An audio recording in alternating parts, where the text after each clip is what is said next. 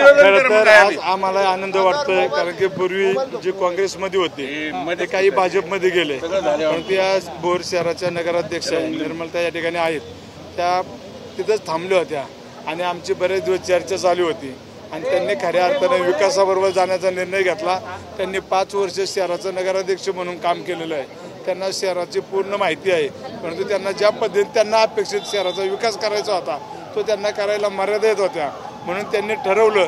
ज्यावेळेस विधानसभा झाली, निर्णय लागला ना, राष्ट्रवादीचा आमदार त्या ठिकाणी निवडून आला, त्यावेळेसच भोर शहराने ठरवलं की आपल्याला निर्णय बदलायचा, म्हणून ही सर्व मंडळी गेले अनेक दिवस गप्प होती, परंतु इलेक्शन नगर परिषद जाहीर झाल्यानंतर यांनी ठरवलं आणि त्या पद्धतीने ते आज राष्ट्रवादी काँग्रेसमध्ये आमदार अजितदादा पवार यांच्या नेतृत्वाखाली या ठिकाणी त्यांनी प्रवेश केलेला आहे। भोरमध्ये थोपटे काँग्रेस होती, आता थोपटे भाजप होईल, खालचा होणार का? नाही, आता भाजप विरुद्ध राष्ट्रवादी अशी लढत बघायला मिळेल का? हो, नक्कीच। आम्ही शेवट या ठिकाणी आत्ताची भाजप म्हणजे थोपटे भाजप आहेत ही वस्तुस्थिती आहे आणि त्या ठिकाणी राष्ट्रवादी आम्ही सक्षमपणे पुढे उभे आहे, परंतु यावरती हेही सांगतो, जर कोण बाकी पक्षातलं आमच्याकडे येणार असेल तर आम्ही त्यांनाही घेऊन पुढे जाणार आहे, कारण की शेवट आम्हाला त्या ठिकाणी आमचा राष्ट्रवादीचा झेंडा फडकवायचा आहे कुठल्या परिस्थितीत। आज महायुती म्हणून लढणार नाही का, भाजप विरोधात लढणार नाही, स्थानिक स्वराज्य संस्थांमध्ये प्रत्येकाला स्वातंत्र्य दिलेलं आहे, कुणी कुठं कुणाशी आघाडी करावी, कुणी कुणाशी युती करावी त्याचा प्रश्न आहे।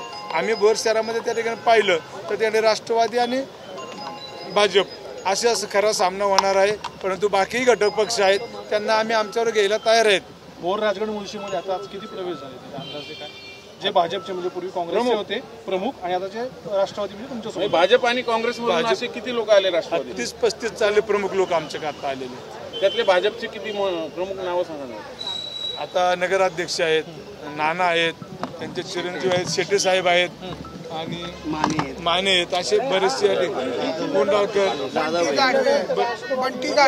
बाईट करतोय।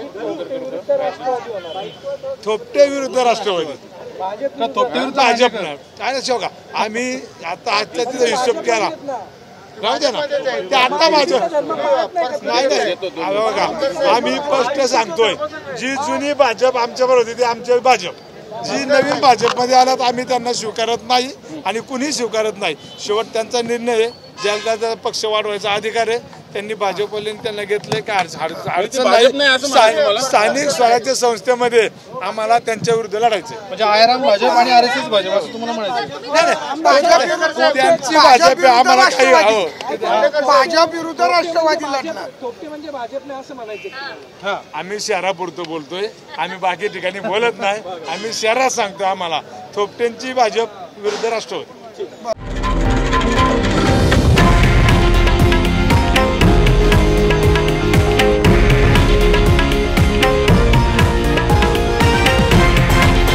हे आहे देशातील नंबर 1 न्यूज नेटवर्क आणि आपण पाहत आहात TV9 मराठी, एकमेव।